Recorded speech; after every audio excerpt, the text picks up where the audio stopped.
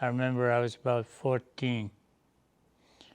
I was sitting home in the afternoon when an Indian agent came over and asked me to come to the ball field because they needed another player there for the Little League game of baseball.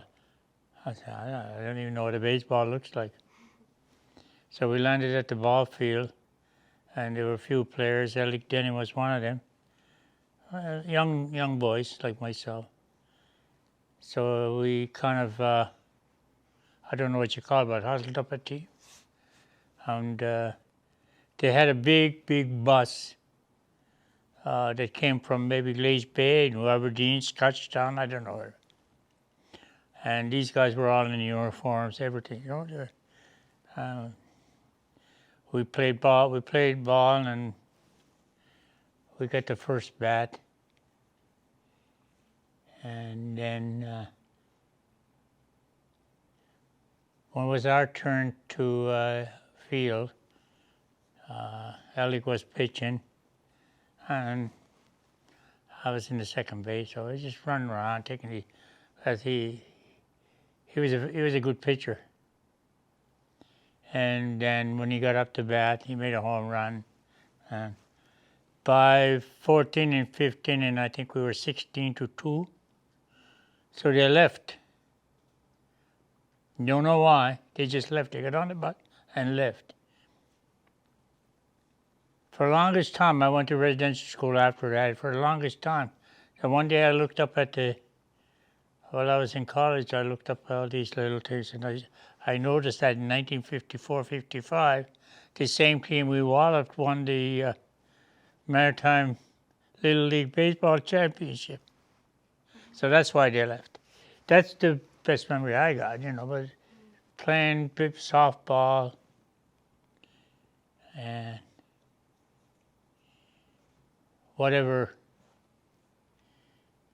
you know, Vaughn we were. They all seemed to be good, you know, they were all my favorites. Did you play ball with your siblings? A lot. Yeah. You know, we'd stand all day tossing ball back and forth.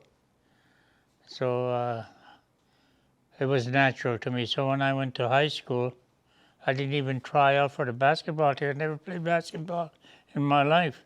And I went to court, and I walked in there, and I dribbled around, fooled around the ball, and they invited me to two teams to play for them, the Chatham and the high school. And we won the high school championship that year, with me doing 37 points. But basketball was something I loved afterwards, you know. I just started playing that in high school and ended up playing there for 3 or 4 years. What do you think the importance of sport in community is? Losing and be happy. Yeah, I'll tell you a little story. I organized a little league softball, baseball team here back when I was back happily married. And so there was no summer activity, so I organized a summer.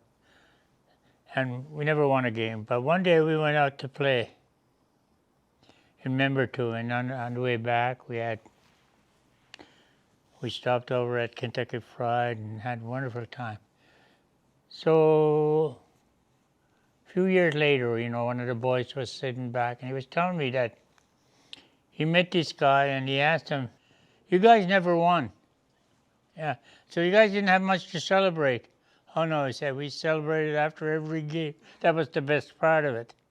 We celebrated, for having fun. That was the fun part. We just celebrated, had fun. And every game, we made sure that we had enough money, and we traded. See, the community was there for us because at that time, we didn't fundraise for money. But all the boys and all the families gave us Canadian Tire coupons, and we had $5,000 worth of them. So you want something at Canadian Tire, we buy it, and you give us cash. So, and then we bought uniforms and all that. So we always had money we had money. So that was my biggest thrill. That was what made me really want to stick with them, stay with them, and look forward to every day. And I think that's most important thing in sports. You're out to have fun. But the other thing is to play as a team, play, as one. Keep together, and always acknowledge your oppositions and it's keep it a game. What were the summer games like back then? Well, actually, I don't know. Summer games would be games like the ones we have now is what you call summer games, or the games that are played in the summer. Like we had playing horseshoes. The best game that we ever played was scrub. Scrub allowed everybody to play. When you play ball, it doesn't matter what gender, who. If you want to come in, you want to play first base, here's a mid play. It was open for everybody, and everybody take turns, move around and play till you can't see the ball anymore, and you go home. But I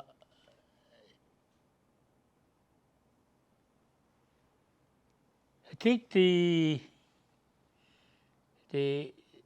culture was still so strong when I was a kid, and we didn't adapt to these provincial sectorial championships. We kept them like, okay, one day you're the winner. You're going to lose tomorrow is a different day. But it was always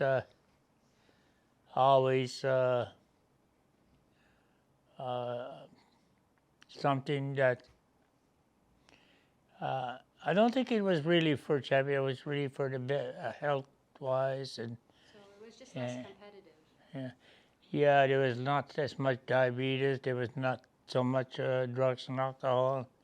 All these things were just secondary instead of being primary. And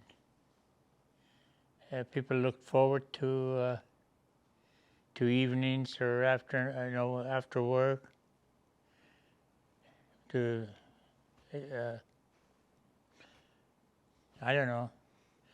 I think it was a healthy living and way of life. Summertime was all sports. Winter it was hockey. Even sports was ice fishing. Even that was we went out in groups. So it was not competitive. It was fun.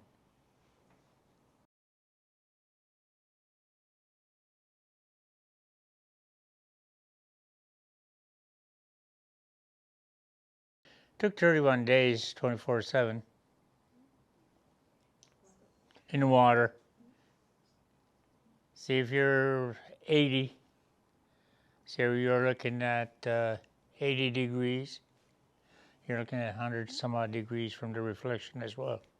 So you're doubling the sun, the rays, the sun effects on your body. It burns. How did you feel once you made it to Montreal? How the hell am I going to get home? Yeah. I think that making it to Montreal wasn't a big thing. It's to be able to go to Kahnawake and meet the people there and give them the bundle that we took to them to reenact our treaty with them, and be able to sit down with them and that peace and unity with them was there, and that they were happy to retain that treaty. I think it was a very honorable thing for me, and I felt good about it. I was happy that I didn't have to paddle the next morning.